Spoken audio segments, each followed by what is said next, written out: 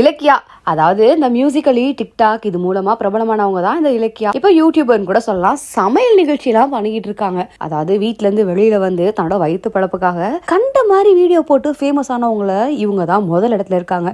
இப்போ ரீசெண்டா இவங்க பேச்சு மூச்சு இல்லாம இருக்காங்க. இவங்க அளவுக்கு அதிகமா ஊட்டச்சத்து மாத்திரை எடுத்துக்கிட்டனால ஹாஸ்பிட்டல்ல அட்மிட் ஆயிருக்காங்க.